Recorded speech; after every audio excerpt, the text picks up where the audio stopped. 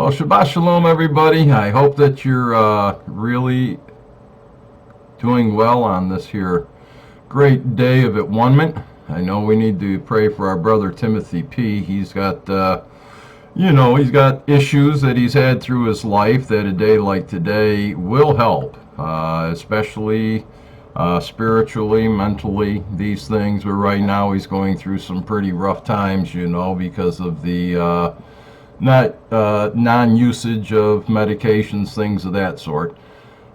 He's never had a Day of Atonement. Some of us have not. Some of us never fasted before in our lives, but it's a very beneficial thing for us to do. So prayers are towards our brother Timothy P. and everybody else that is suffering. We're in this together. I hope that we all endure it. And at the end, you'll see it's a personal victory. It shows that you're growing a backbone. If you can get through the Day of Atonement without sinning, it's, what you have to do. You can't fall short.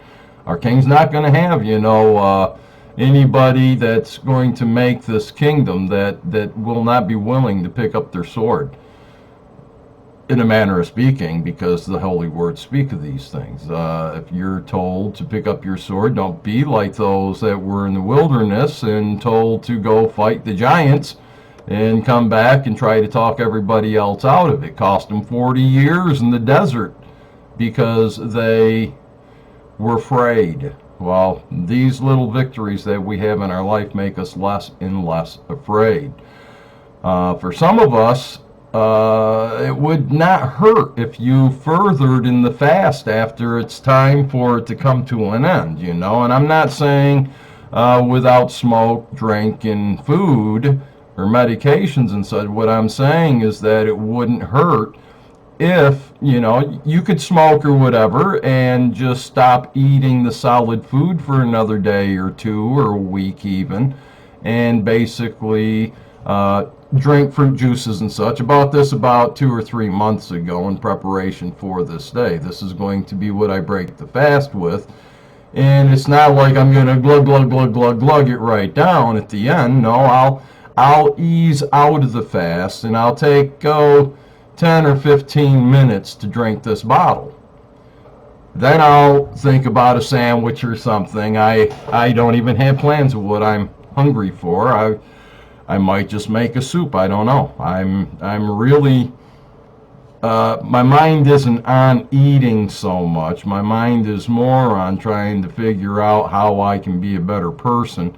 And it afflicts me, just thinking about that. It's not easy, especially when you've been keeping the Day of Atonement for 40 years, give or take, and you've been working more and more toward walking as our King walks. It gets a little more difficult and more difficult the more sins that you've overcome and you don't practice or fall into anymore.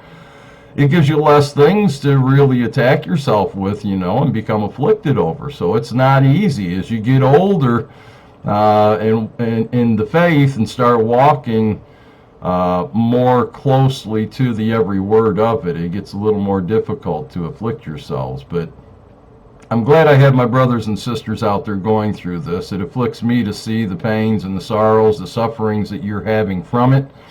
But as I said, this fast, what it's doing, it's taking toxins out of your body, out of your holy temple, from your mind and from your organs. And you probably noticed a different smell when you've gone to the bathroom. And I'm sure you have, gone. You might see a big difference in even your stool. It may become liquid. These are toxins and such being pulled out at a fast rate.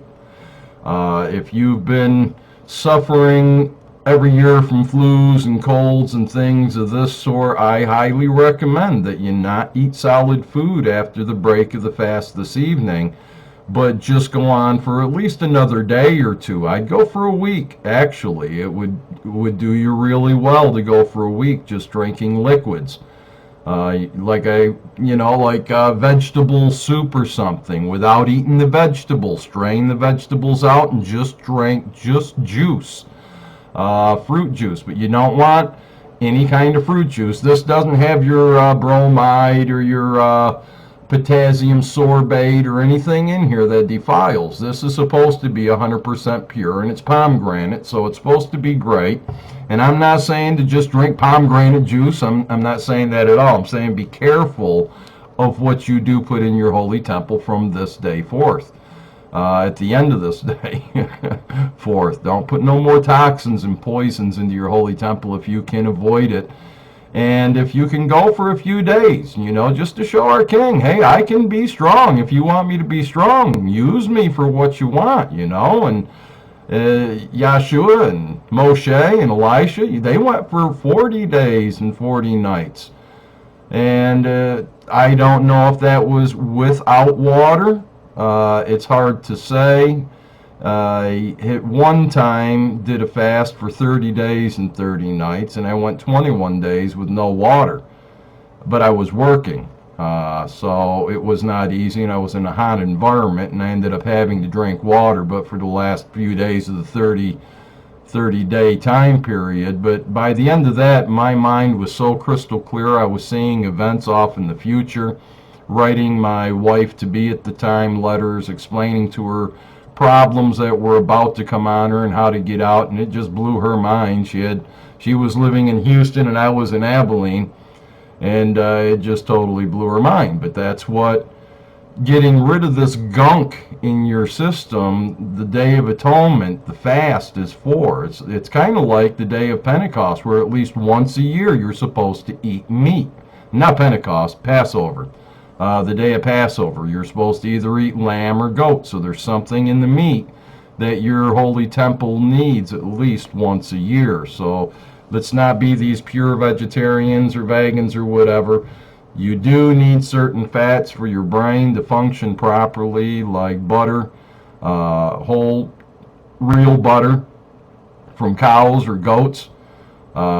Let's use this day and reflect upon what we've done to our holy temples over the years, and after we finish this day up, let's not do it again. But I encourage you to further in the fast without solid foods, especially if you've been getting sick and ill or you feel weak and these sorts of things. I would highly recommend that you go for a few more days at least with just liquids. Water and, like I say, vegetable soups and things of this sort, fruit juices. Just make sure it doesn't have potassium sorbate and vitamin C or these deadly toxins and poisons and drugs added to it. And our king will see it. He'll heal you. He promises that he's going to heal us. So let's just look forward to that day. Well, my friends, I'm praying that you had a successful Day of AtONement. I hope that we didn't lose anyone.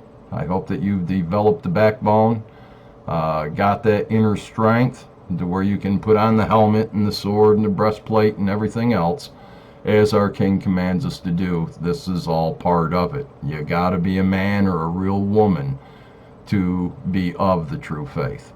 And with that, my brothers and sisters that are real brothers and sisters, I say to you, Shabbat Shalom, and thanks for going through this day with me. I love y'all. Shalom.